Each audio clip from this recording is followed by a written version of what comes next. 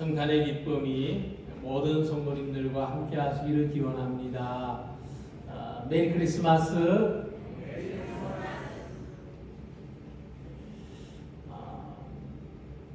미국의 80대 노인이 멀리 떨어져 사는 아들에게 전화를 걸었습니다. 아들이 전화를 받자마자 대뜸 이렇게 말했습니다. 내가 이 나이에 이런 소리까지 하고 싶진 않다마는 너희 엄마하고 도저히 못 살겠다. 내가 50년을 넘게 참았는데 이제는 도저히 참을 수 없어서 이혼한다.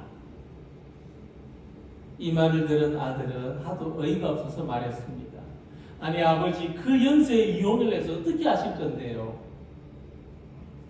아버지는 조금의 망설임도 없이 말했습니다. 나는 너희 집에 들어가서 살고 엄마는 너희 누나 집에 들어가서 살기로 했다. 크리스마스에 아이들하고 여행을 가려던 아들은 날벼락 같은 소리를 듣고 바로 누나한테 전화를 걸어서 이 사실을 말했습니다. 동생에게 전화를 받은 누나는 분통을 터뜨렸습니다. 무슨 이런 일이? 딸은 곧장 아버지한테 전화를 걸어서 말했습니다. 아버지, 내일 우리가 갈 때까지 엄마하고 꼼짝도 하지 말고 집에 계세요. 딸의 전화를 받은 노인은 전화기를 내려놓으며 옆에 있던 할머니에게 소리쳤습니다. 여보, 애들이 이번 크리스마스에는 집에 온대. 성탄절은 예수님의 탄생을 가족들하고 함께 축하하는 전통이 있습니다. 크리스마스 관련된 그 문학 작품들, 오헨리의 크리스마스 선물, 또 찰스 디킨스의 크리스마스 캐럴, 이런 작품들의 주제를 보면 모두 가족들하고 함께 지내는, 가난하고 어렵지만 가족들하고 함께 지내는 이 따뜻한 크리스마스 이야기입니다. 앞에서 말씀드린 이야기는 지어낸 유머겠지만 자녀들이 얼마나 집에 찾아오지 않으면 이런 유머까지 있을까 싶습니다. 이번 성탄절에는 가족들하고 작은 선물이라도 주고받으면서 예수님의 탄생을 함께 즐거워하시길 소망합니다. 복음서에서 예수님의 탄생은 크게 두 가지 의미가 있습니다. 누가복음을 보면은 구세주의 탄생이고 마태복음을 보면은 왕의 탄생입니다. 그러니까 예수님은 세상을 구원하실 주님으로 탄생하셨고 또 모든 나라와 백성의 왕이 되신다는 뜻입니다. 그래서 이 성탄절은 왕으로 오신 예수님을 기념합니다. 그래서 이 스톨에도 보면은 황금색 왕관이 수놓아져 있고 앞에 성단 강단보에도 보면은 이 똑같은 무늬가 있는 것을 볼 수가 있습니다. 성탄절은 왕이신 예수님이 우리에게 오신 날입니다. 그래서 세상에 왕으로 탄생하신 예수님이 이 왕의 다스리심이 우리 교회와 또 우리의 심령과 또 이 세상 가운데 항상 함께 계시고 또 왕으로 오신 예수님을 모시고 살아가는 우리 모든 성도들이 되시기를 기원합니다. 자, 그럼 왕으로 오신 예수님이 왕으로 오셨다는 의미가 무엇인가를 생각해 봅니다. 왕은 어떤 의미가 있냐면은 그가 다스리는 모든 나라 안에서 질서의 중심이 됩니다. 그래서 하나님의 나라는 뭐냐면 하나님이 왕으로 계시는 곳인데 모든 질서의 중심이 하나님이 되시는 바로 그곳이 하나님의 나라입니다. 그래서 예수님이 세상의 왕으로 탄생하셨다는 것은 이 세상에 새로운 질서가 시작되었다는 것을 의미합니다. 예수님이 그 질서의 중심이 되시는 거죠. 자, 그런데 이 새로운 질서는 기존의 세상을 다스리던 질서하고는 완전히 대치되기 때문에 이 세상의 기존의 질서를 따라 살던 사람들은 큰 혼란을 겪게 된다는 거예요. 그래서 본문을 보면은 예수님이 유대인의 왕으로 탄생하셨다는 소식을 듣고 이 헤롯 왕과 예루살렘의 권력가들이 보인 반응은 당황하는 것이었습니다. 놀라운 것이었습니다. 헤롯 왕과 온 예루살렘이 듣고 소동한지라. 그런데 이 질서의 반전이 어떤 사람들에게는 기쁨이 되고 희망이 되었습니다. 들판에서 양을 치던 목자들과 힘없고 가족을 없는 사람들에게는 왕으로 탄생하신 예수님이 기쁨과 평화의 소식이 되었던 것입니다. 지극히 높은 곳에서는 하나님께 영광이요, 땅에서는 하나님이 기뻐하신 사람들 중에 평화로다 하는 이 천사들의 노래가 그 춥고 그 황량한 빈들판에 울려 퍼졌습니다. 그러므로 이 왕으로 탄생하신 예수님으로 말미암아 하나님의 사랑이 다스리시는 새로운 질서가 이 세상에 임하였고, 이 새로운 질서를 전하는 우리 모두가 되시기를 소망합니다. 자, 그럼 지금 우리는 어떤 질서의 다스림을 받고 있습니까? 지금 세상은요, 힘과 자본이 만든 질서의 지배를 받고 있습니다. 패권주의, 자본주의라고 하죠. 자, 우리는 힘 앞에 줄 서야 살 수 있습니다. 우리는 자본 앞에 줄 서야 살아남을 수가 있는 그런 세상을 살고 있는 것입니다. 어느 누구든지 이 힘과 자본을 등지고서 살려고 하면은 어려움을 겪게 돼 있습니다. 자, 이런 시대에서 예수님이 왕으로 탄생하셨다는 것을 믿고 받아들이는 것은 나 그렇게 살지 않겠다. 힘 앞에 줄 서고 자본 앞에 줄 서서 내 양심을 팔고 내 인격을 팔아가면서 내 믿음까지 팔아가면서 살지 않겠다 하는 것입니다. 창조주신 하나님 앞에서 평등하고 자유로운 삶을 살아가겠다고 선택하는 것입니다. 왕이신 예수님은 세상의 왕들과 권력자들을 당황하게 하셨지만 낮고 소외된 사람들에게는 빛이 되셨기 때문입니다. 흑암에 앉은 백성이 큰 빛을 보았고 사망의 땅과 그들의 앉은 자들에게 빛이 비추었도다. 이 말씀은 우리에게 새로운 삶의 길이 보였다는 것입니다. 그래서 왕이신 예수님이 이루어주신 구원은 세상을 지배하는 힘과 자본의 질서로부터 모든 사람들을 자유롭게 해주십니다. 거기에 기대 살지 않아도 될 수 있는 구원의 길을 열어주신 겁니다. 새로운 세상이 시작된 것을 알리신 것입니다. 그래서 마리아가 예수님을 잉태했을 때 왜 여인들이 자녀를 잉태하면 그 아이에 대한 소망이 있지 않습니까? 이 마리아가 예수님을 잉태했을 때 이 예수님에 대한 소망은 한 개인으로서 한 엄마의 소망이 아니라 인류의 소망을 담고 있었습니다. 그 희망을 이렇게 노래합니다. 마음의 생각이 교만한 자들을 흩으셨고 권세 있는 자를 그 위에서 내리치셨으며 비천한 자를 높이셨고 줄이는 자를 좋은 것으로 배불리셨으며 부자는 빈손으로 보내셨도다. 이 마리아의 노래는 예수님이 이루실 구원의 희망이 어떤 것인가를 말하는 것입니다. 그동안 세상을 지배해오던 질서가 바뀌는 겁니다.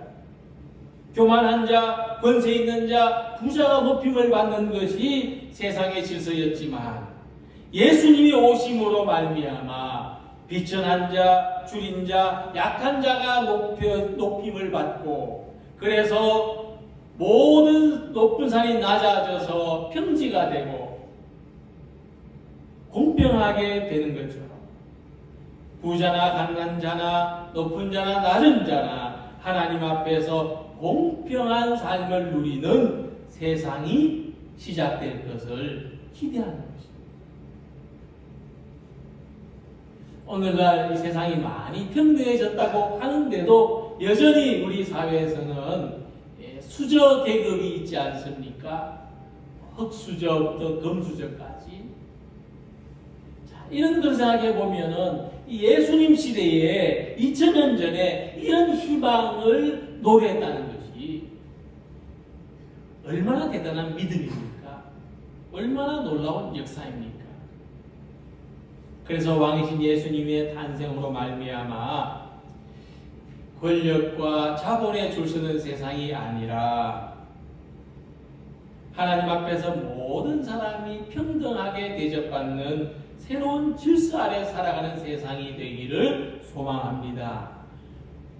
힘없고 약한 사람들이 존중을 받고 죄인으로 불리는 사람들에게 구원의 기쁜 소식이 전해지고 모든 낯선 사람들이 형제가 되고 이웃이 되며 하나님의 사랑 안에서 평화롭게 지내는 세계가 되기를 희망합니다.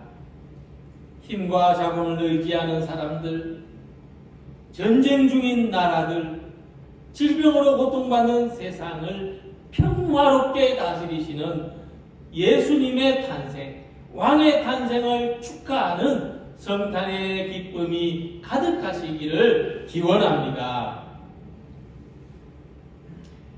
왕으로 오신 예수님은 유대 땅 베들레헴에서 태어나셨습니다. 예수님이 예루살렘에서 태어나셨다면 모든 사람들의 주목과 축하를 받으셨을 겁니다. 그러나 베들레헴에서 태어나셨기에 이 소식을 알고 인근에서 찾아온 사람들만 축하하는 조용한 탄생이었습니다. 이 동방에서 박사들까지 왔지만 베들레헴이었기에 알려지지 않았습니다. 그러나 이 조용한 탄생은 세상을 변화시킬 놀라운 시작이었습니다. 그래서 누가복음을 보면은 한밤에 양을 치던 목자들만이 예수님의 탄생을 축하했고, 마태복음을 보면은 이방인이었던 동방박사들이 예수님의 탄생을 축하하고 경배하기 위해서 찾아왔던 것을 볼 수가 있습니다. 또 유대 땅 베들레헴아, 너는 유대 고물 중에서 가장 작지 아니하도다. 내게서 한 다스리는 자가 나와서 내 백성 이스라엘의 목자가 되리라 하였음이니이다. 이 말씀과 같이 예수님의 탄생은 사람들이 알지 못하는 조그만 또 작은 시작이었지만은, 그러나 예수님의 탄생으로 말미암아 베들레헴은 모든 사람들이 기억하고 모든 사람들의 축복을 받는 마을이 되었습니다. 그러므로 오늘 우리들에게 있어서 복된 삶이란 무엇일까? 정말 축복받은 삶이란 무엇일까?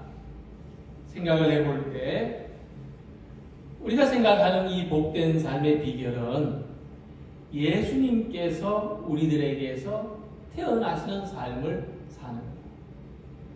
우리가 예수님을 낳는 사람들이 되는 것. 다르게 말하면 우리에게서 예수님이 나타나시는 것이 우리에게 가장 복된 삶이 되는 것입니다.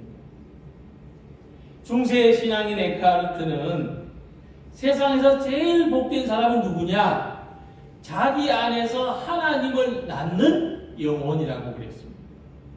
그러니까 사람이 몸으로 자식을 낳는 것처럼 사람의 영혼도 무엇인가를 만들고 낳게 되어 있는데, 그 중에서 가장 최고의 삶은 하나님을 낳는 영혼이다. 그러면 우리가 어떻게 하면 하나님을 낳을 수 있느냐?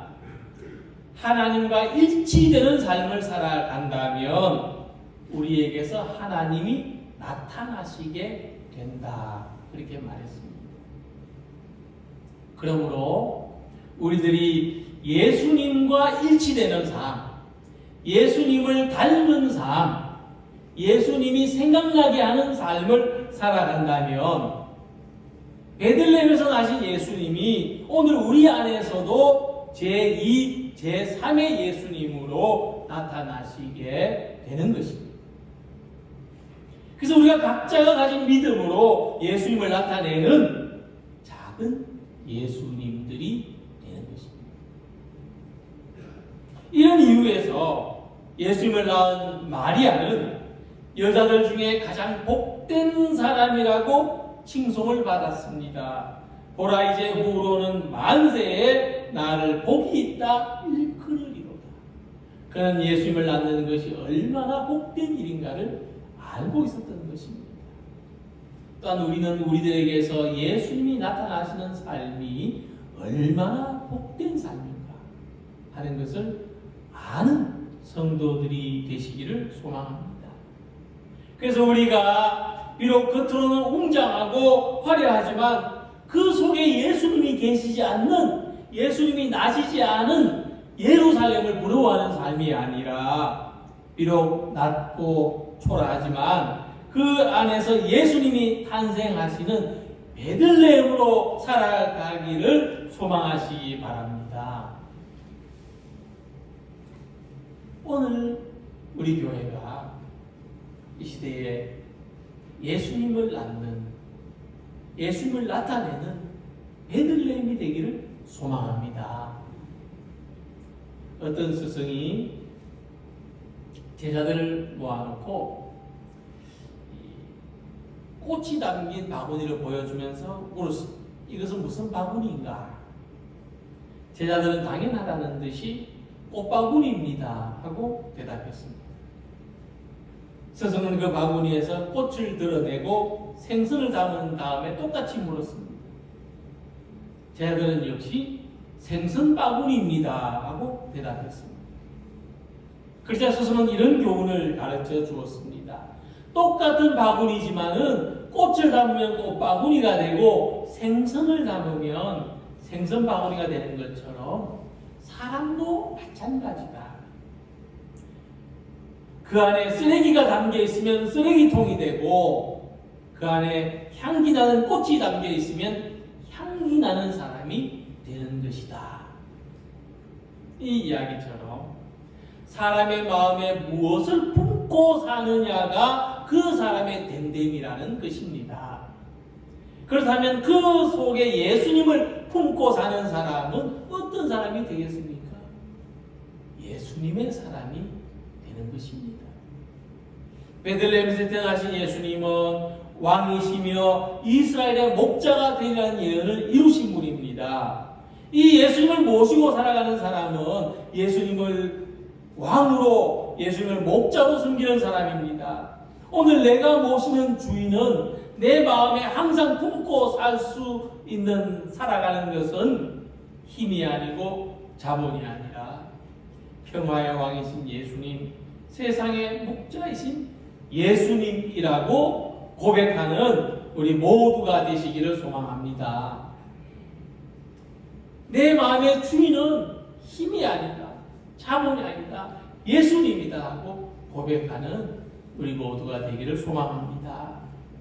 그래서 비록 작은 마을이지만은 예수님이 탄생하셨기 때문에 베들레헴이 복된 것처럼 왕이신 예수님을 모시고 살아가는 우리 성도님들의 가정과 우리의 삶과 우리 교회가 축복되기를 기원합니다. 왕으로 태어나신 예수님은 그의 탄생을 축하하러 왔던 동방박사들로부터 황금과 유향과 모략을 선물로 받으셨습니다. 이 황금은 예수님의 왕권을 상징하고 모략은 예수님의 치유를 상징하고 유향은 예수님의 고난과 희생을 상징하는 선물로 해석할 수 있습니다. 그래서 이 선물의 의미를 생각해 보면은 좀 이상한 게 있죠. 이 동방박사가 준비한 이 세 가지 선물은 예수를 위한 선물이기도 하지만 어쩌면 예수님이 우리들에게 나누어 주시는 선물이라고도 볼 수가 있는 것입니다. 저는 이 후자의 의미가 더 크다고 생각합니다. 이 세 가지 선물, 황금과 유향과 몰약의 선물은 예수님이 우리들에게 주시는 선물. 자, 이것을 생각해 보면은 성탄절에는 선물을 받는 사람도 즐겁겠지만 오히려 주는 사람에게 더 큰 즐거움이 있는 것입니다.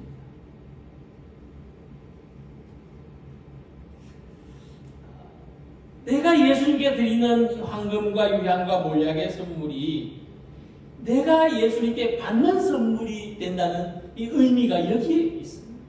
성탄절은 선물을 줌으로써 내가 행복해지는 그런 날입니다. 이번 성탄절에는 받는 즐거움보다 주는 즐거움을 가지는 모든 성도들이 되시기를 소망합니다. 저희 집 아이들이 어렸을 때 제가 받은 선물 중에서 아주 기억에 남는 것이 있었습니다. 작은 아이는 아직 어려서 아무것도 할 수가 없었고 초등학교 다니는 큰아이가 이 선물을 포장할 때 쓰는 리본을 이제 언제 챙겨두었는지 자기 목에 달고 내가 아빠의 선물이야 하는 겁니다. 우리가 자녀들에게 어떤 선물을 받으면 가장 즐겁겠습니까? 물론 지금은 작은 봉투가 즐겁습니다만은, 그런데 그것보다도 정말 우리가 이 받아서 즐거운 선물은 어떤 그런 것보다도 어떤 그런 정말 진정한 마음, 정말 고마운 마음, 그런 마음이 담긴 것이 아닐까 싶은데, 근데 뭐 어릴 때는요 그냥 잘 자라주는 것만 해도 좋은 거죠. 뭐 기대할 것이 뭐가 있겠습니까? 근데 그때를 생각해 보면은 내가 아빠의 선물이야 하는 그것이 제가 받은 최고의 선물이었다는 생각이 듭니다. 그 이상의 선물이 없는 거예요. 이같이 성탄하신 예수님께도 우리가 이 드리는 기쁨을 우리가 누린다면 우리가 드릴 수 있는 가장 귀한 선물이 뭘까? 그것은 우리 자신을 드리는 것입니다. 우리의 마음을 드리고 우리의 정성을 드리고 우리의 삶을 드리는 것입니다. 내가 예수님의 성탄 선물이 되어서, 내가 우리 이웃의 성탄 선물이 되어서 살아간다면 무엇보다도 먼저 우리에게 즐겁고 기쁜 일이 되는 것입니다. 이 나누어주는 즐거움과 기쁨을 누리는 성탄절이 되시기를 소망합니다. 이 종교개혁자 마르틴 루터는 이 황금과 유향과 몰약의 이 세 가지 선물을 믿음과 사랑과 소망의 삶이라고 해석했습니다. 그래서 먼저 우리는 금과 같이 변치 않는 믿음을 가진 성도들이 되기를 소망합니다. 주는 그리스도시요 살아계신 하나님의 아들이시라고 베드로는 자기 믿음을 고백했고 예수님은 이 고백을 대단히 기뻐하셨습니다. 자, 우리 생에 예수님을 향한 변함없는 믿음, 금과 같은 믿음이 주님께 드리는 우리의 선물이 되고 우리 자신에게 기쁨이 되는 성도들이 되시기를 소망합니다. 다음에는 유향과 같이 향기 나는 삶이 되기를 소망합니다. 믿음은 있는데 사랑이 없다면 향기 없는 꽃하고 같습니다. 사랑의 열매가 있는 삶이 되기를 소망합니다. 사랑은 열매입니다. 믿음의 열매예요. 이 열매가 풍성한 삶의 기쁨을 가지시기를 바랍니다. 그리고 모략은 방부제를 말합니다. 그러니까 우리가 믿음이 없고 사랑이 없는 세상 속에서도 믿음과 사랑으로 살아갈 수 있는 힘은 모략을 가지고 있기 때문에, 이 모략이 뭐냐면은 부활의 소망입니다. 영원히 썩지 않는 생명. 부활의 소망이 우리에게 있기 때문에 우리는 믿음으로 살아갈 수 있고 사랑으로 살아갈 수 있고, 그래도 손해본다는 생각을 하지 않는 것입니다. 우리에게 영원한 부활의 생명이 있는 것을 소망하며 이것을 기뻐하는 성도들이 되시기를 기원합니다. 예수님은 세상에 왕으로 오셨습니다.